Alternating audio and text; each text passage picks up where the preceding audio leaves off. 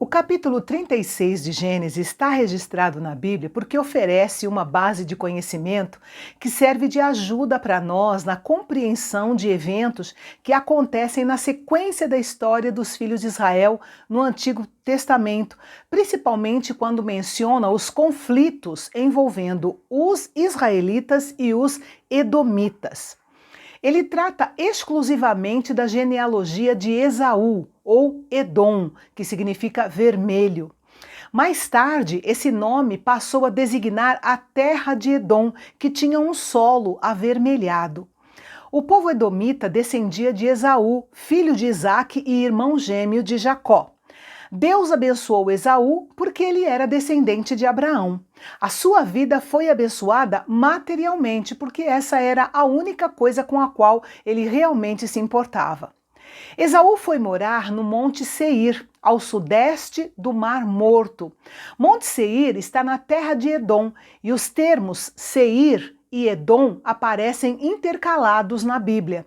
Ou seja, quando nós lemos na Bíblia terra de Seir, ou Monte Seir, ou Edom, é basicamente o mesmo lugar. Outro termo usado na Bíblia para designar os descendentes de Esaú é Idumeu. E esse termo foi usado até no tempo de Cristo. Eles eram um grupo importante de vizinhos de Israel. Esaú tomou suas esposas entre as filhas de Canaã, e esses casamentos causaram muita amargura a Isaque e a Rebeca. Ironicamente, todos os filhos de Esaú nasceram dentro da terra prometida, em Canaã, enquanto os filhos de Jacó nasceram fora da terra prometida, na Mesopotâmia, exceto Benjamim. Acontece que quando Esaú revelou seu caráter, ele retirou a sua família da terra prometida, enquanto que Jacó trouxe sua família para dentro da terra prometida. E nós aprendemos uma lição interessante aqui. É muito triste ver uma família que conhece a Deus, mas o líder dessa família se afasta de Deus e leva a sua família junto. Mas, por outro lado, é uma grande bênção ver o líder de uma família que estava distante de Deus conduzindo sua família para o lugar da bênção, para o centro da vontade de Deus. Continuando então, nós vemos muitos filhos, netos e bisnetos de Esaú documentados neste capítulo, que são mencionados porque cada um criou a sua própria tribo. E nos versículos 38 e 39, há um descendente de Esaú chamado Baal-Anã, que o próprio nome dele é mais uma evidência concreta da rebelião e da idolatria praticada por Esaú e os seus descendentes. Era uma prática comum das tribos do Oriente Médio adotar o nome do deus principal que eles adoravam como parte do nome de sua família. E esse nome, Baal, é um nome familiar adotado pelos descendentes de Esaú. Outro homem que merece destaque na descendência de Esaú é o seu neto Amaleque, que era filho de uma concubina de Elifaz chamada Timna. Ela era filha de um chefe dos Horeus e se uniu à tribo edomita através do concubinato com Elifaz.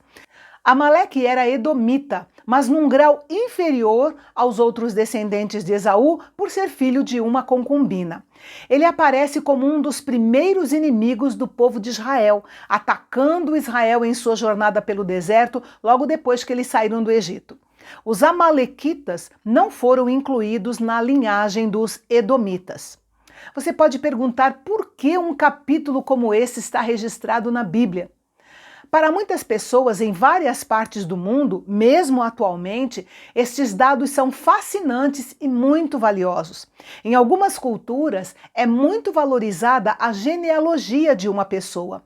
E essa foi provavelmente a realidade de muitos povos do período bíblico. Essas listas genealógicas demonstravam uma série de valores, como, por exemplo, a conexão com o passado, que a descendência de Esaú trazia em seu rol de nomes, poderia levar um descendente seu a ser uma pessoa bem conceituada pelo fato de pertencer a uma linhagem nobre.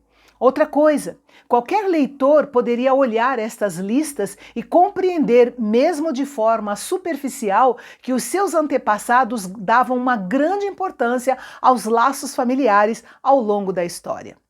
Concluindo, Depois desse capítulo, os edomitas são citados no Antigo Testamento apenas porque fazem parte da história de Israel. Edom e os edomitas são mencionados mais de 200 vezes na Bíblia, mas os nomes Jacó e Israel aparecem mais de 2.000 vezes. Gênesis 36 é um capítulo com muitos nomes, mas no que se refere a Esaú, é o fim da história. Nada mais é dito sobre ele depois disso, como a causa da sua morte, como foi a sua vida ou qualquer outro detalhe. Mas eu gostaria de deixar uma nota de louvor a Esaú, porque apesar dos seus pontos fracos e da sua falta de interesse pelas coisas espirituais, o seu modo de agir com Jacó, quando eles se reencontraram depois de 20 anos, me chamou a atenção. Ele se mostrou simples, generoso e com uma incrível capacidade de relevar o passado, perdoar o seu irmão e se reconciliar com ele, deixando um belo exemplo para todos nós. Até amanhã.